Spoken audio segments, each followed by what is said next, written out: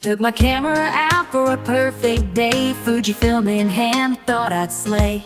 Framing up the shot, but something's wrong. Every focus pulse just drags along. Got that bass detection, but it's way off track. Miss the moment, can't get it back. Blurry smiles and mystery lights. Why is the autofocus never right? Oh Fujifilm, you let me down. Autofocus spinning round and round. I need it sharp, but you're too slow.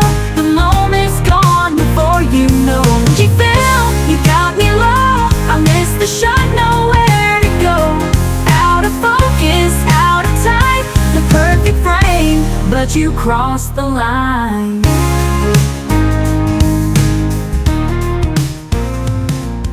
Listen, Fujifilm's autofocusing is trash. You can't rely on it. If someone points a pistol at your grandma and said, "You must take pictures of this person," you get to use a modern mirrorless camera with the latest technology stuffed inside this camera. And you must use autofocusing, and you have to use its tracking, but it's a Fujifilm. What are the chances of you saving your sweet little grandma? Ooh, I hate to break it to ya, man. Grandma Jude is heading to the glue factory. Guys, it's a joke. Don't come at me. But seriously though, what can we do about this AF problem that we have with Fujifilm lately? Well, we can start using manual lenses and start manually focusing. Now in today's video, I'm going to show you guys some tips that I'll be using to give me the best results while using manual lenses. We're going to dive into a few menu settings on a few things to help give us the best possible result. And at this rate, you're going to be getting more in-focus shots while focusing manually than you would using Fujifilm's autofocusing system. So for the sake of this demonstration, I'll be using the Fujifilm XS20 and the Laowa Argus 25mm f/0.95 lens. So you guys can follow along too, and if you don't have a Fujifilm camera, you can still follow around, but you just gotta know your way around your menu system. If you have image stabilization on your camera, please turn it on. The IBIS will help with the camera shake. Even when you press the shutter button, the slightest shake can make your image look out of focus. And if your camera does not have IBIS, don't worry, I have another tip for you that's going to help. Stay to the end. Step 2, turn on focus peaking. Turn on your focus peaking. I like using the red highlights. It allows me to see what's in focus better. And I like to put it on high. Focus peaking will help you see what's in focus. And pro tip for you guys, if you guys want to see the peaking even better, change your picture profile to the black and white color. The black and white actually helps you see the red peaking a lot better, making it more easy to dial in your focus. Critical focus, punch-in focus, zoom-in focus, whatever you call it. Now, as a portrait photographer, the most important things to get in focus are the eyes. The eyes are the window to the soul. That's why there are autofocusing systems out there with features called IAF now, or eye tracking. Having the eyes in focus is important because it allows the viewers to make the connection with the subject. And sometimes focus peaking isn't enough. You can't really tell if the eyes are truly in focus from focus peaking alone.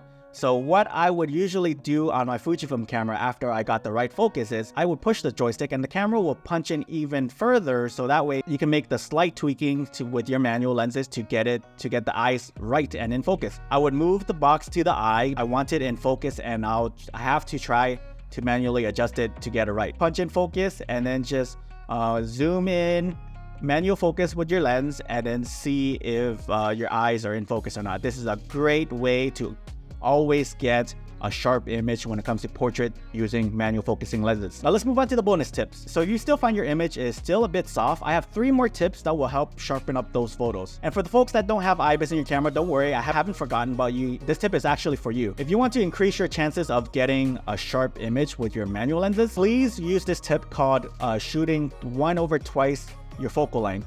This is especially great for people that don't have image stabilization in their camera system. But let's get why you want to shoot 1/2 your focal length. We have this thing we call camera shake or motion blur. You may have the steadiest of hands, but every time you press that shutter, you are slightly moving the camera's position. Even the slightest shake can create a soft or out of focus image because of the camera shake or motion blur. Now, the general rule to avoid this is to shoot at least 1/2 your focal length. So since this Argus is the 25mm focal length, but in full frame terms, it is around 37.5 millimeters. For easy math sakes, we're just going to say this is a 35mm focal length. So what you're gonna have to do is, if you want at least a sharp image without any motion blur, you're gonna have to shoot at least 1/70 of a second. If you have the Laowa 33mm, then you're going to have to shoot at a minimum of 1/100 of a second. For me, my minimum is higher than the rule. It ranges from 1/250th of a second to 1/500th of a second. That changes depending on the light, so be fluid with your shutter speed. Increase it when necessary. But if you're shooting outside during the day and you're shooting it wide open at f/0.95, then just crank that shutter speed until you get a balanced exposure. And the second tip is to shoot in bursts. Because this is a manual focusing lens, and because you shoot with this lens like wide open for that delicious bokeh, the focal plane is razor thin, so any slight movement from you or the model will result in you having a slightly out of focus image. So shoot in bursts. I like to shoot around 5 to 8 frames per second, and any slight movement that occurs from me or the model or the wind will be mitigated with shooting in bursts. Because I know that I will have at least one good shot in focus. What I'm doing is intentionally spraying and praying.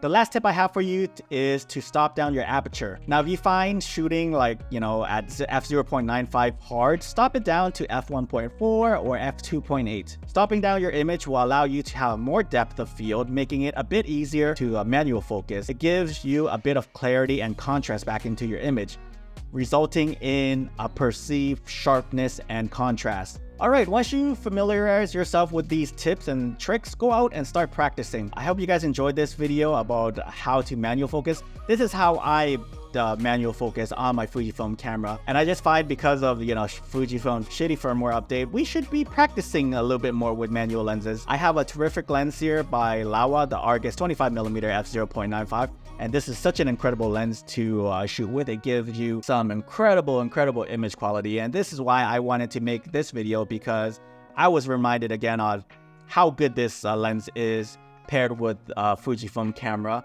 So I just thought, you know what, let's make a video out of this, and I share you guys some of my secrets on how I manual focus. And if you guys are interested in the lens or the camera that I was talking about in this video, links are down in the comment section below. And yeah, that's about it for me, guys. If you guys found this video helpful, do me a favor and hit that subscribe button, give me a like and leave a comment, and thanks so much.